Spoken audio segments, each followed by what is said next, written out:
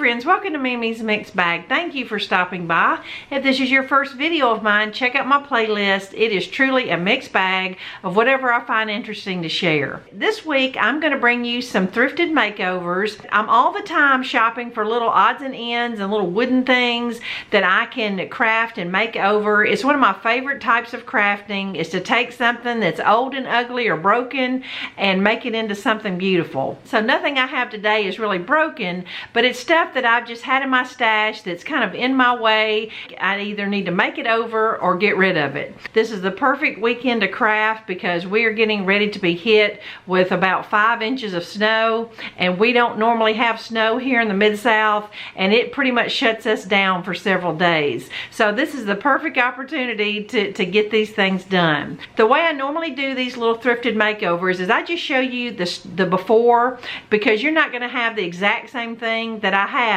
but if you do find something like this at the thrift store or yard sale or whatever, or you may even have it, it'll just give you an idea of what to do with it. So I'm going to turn the camera around here and show you my 5 before shots of what I'm going to make over. This little stack here really looks depressing, but it won't be once I get them made over.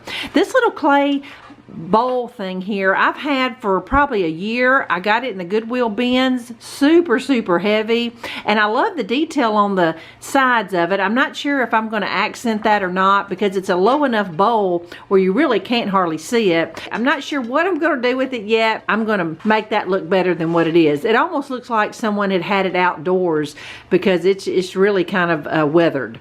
This little wooden stand here I thought was a really cute shape. I'm always looking at the shape of things because it's amazing what a can of spray paint can do to something wood. This has lots of potential. That will definitely be looking cuter than what it is. Now this is cute as is if you decorate for Halloween. I just several years ago decided to stop decorating for Halloween. It was too much trouble to take things down and put it back up for Thanksgiving, so I just omitted Halloween altogether. But I do think Halloween decor is super cute, but it just doesn't go with anything I have. And here again, just looking at the shape of things, this little wooden, little fairy looking door, I just thought was adorable and could be so much cuter than what it is.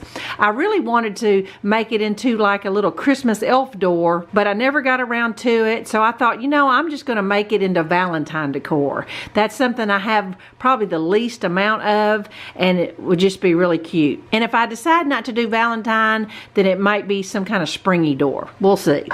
Now over here is just 2 glass jars.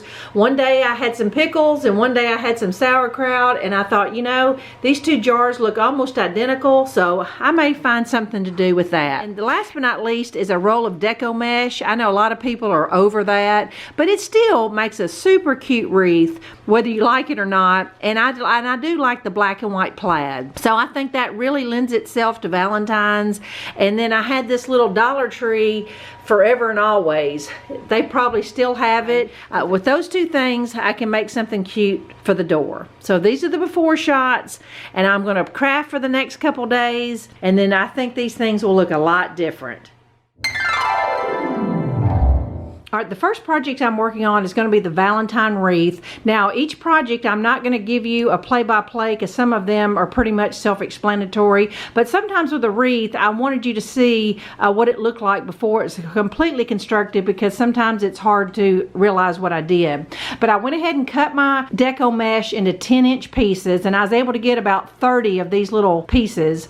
And I took a pipe cleaner and just cinched it in the center, and they almost look like little butterfly bows. Like that. Now, I haven't worked with deco mesh in such a long time, but I had seen somewhere where someone used their wood burning tool as they cut their pieces of deco mesh, and I tell you, that is a solid winner. Not only does it cut it, but it also melts it, and it is absolutely no fraying whatsoever. Just wanted you to kind of see what my little ruffle butterfly looks like, because once I get all 30 of them on this wreath form, it'll kind of be hard to tell what it looked like. So today I'm starting on making making over these little pickle jars. I just want to show you, I pulled some Valentine napkins I had out of my stash. Not sure how I'm going to do it, but just want to show you what the napkins look like before I get started. Alright friends, it's been a few days and I got all 5 projects done, and they are a far cry from what I started with. They look so much cuter, and I will definitely enjoy them this season. Everything I did to these little projects were super simple, so if you find something like it, this will hopefully it'll inspire you of what I did. The first one I'll start off with is the clay bowl. All I did to this was spray paint it black and put some little felt feet on the bottom so that I could put it on my coffee table or wherever I wanted to put it. It's almost like a round dough bowl, and it's perfect for seasonal decor.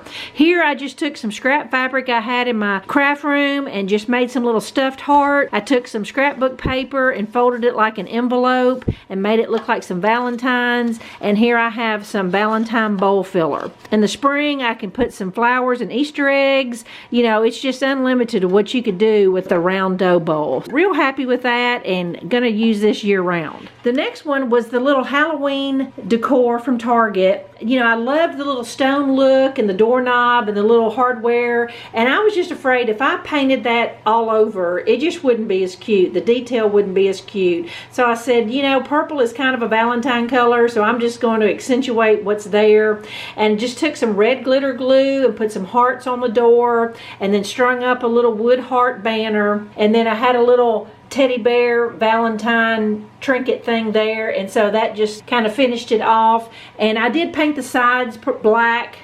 They were purple, so I didn't do a whole lot to that. And here it definitely looks like a little Valentine door, and I can stick that somewhere. This little gold wreath hanger I got at the bins one day, and I've just been meaning to spray paint it black. It'll be so cute near a fireplace or on my front porch somewhere. But here is the deco mesh that I thrifted, and I made all those little scrunched bundles. Well, I ended up using about half of what I cut. On that Dollar Tree heart form, there's some big sections and then there's 2 little sections. On the big sections I used 4, and on the top and the bottom points I used 2. So I only used 20 of the little scrunched bundles and just wired them on the wreath form.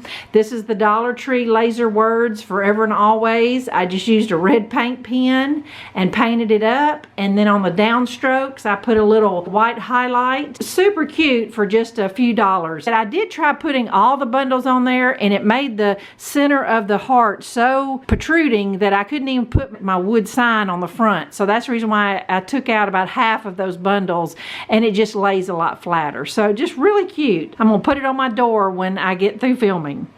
All right, the next thing is this little purple cake plate, and I could have kept it purple because it was a cute purple color, but I thought, you know, with it being red, I can just have more opportunities to use it for Christmas, Valentine's, and patriotic reasons. The center is kind of inlaid, so I was able just to lay some polka dot scrapbook paper in the center, and I can change out that paper to a patriotic paper or Christmas paper. I just used some apple barrel paint and some clear coat. It is like brand new. This was something I made on my channel several years ago for a Valentine tiered tray. It's just a little solo shot cup from Dollar Tree, I believe, and a clear ornament and some sprinkles, and it makes the cutest little miniature gumball machine for a tiered tray. These little rolling pins, you can get these unfinished at Hobby Lobby, like 4 for about $5, and then you can make you several for different times of the year, and just super cute to lay on something like this. And I just hot glued some real rickrack around the edges, so I definitely can use this little stand next Christmas for my gingerbread. That'll be really cute. All right, the next one is the little pickle jars. They just couldn't have turned out any cuter. You can take any glass jar, glue a napkin on there. I had a little strings of some rhinestones and kind of accentuated it like that. But let me tell you this, I did not put the glue on top of the napkin. To me, you get a much smoother napkin if you just put it underneath. And I just set it on these 2 little candle risers that I had and just stuck some Valentine flowers in there, and then took some ribbon and wrapped around the top so it wouldn't look like a jar. You could do this with any seasonal napkin you have. and no one would really ever know that it was a pickle jar. So I'm going to try to find somewhere to put these things in the house and give you a little styling picture just to show you how I would use them. I hope you enjoy these little makeovers as much as I love doing them. So I'll be back in a few days with something else fun to share. Bye-bye.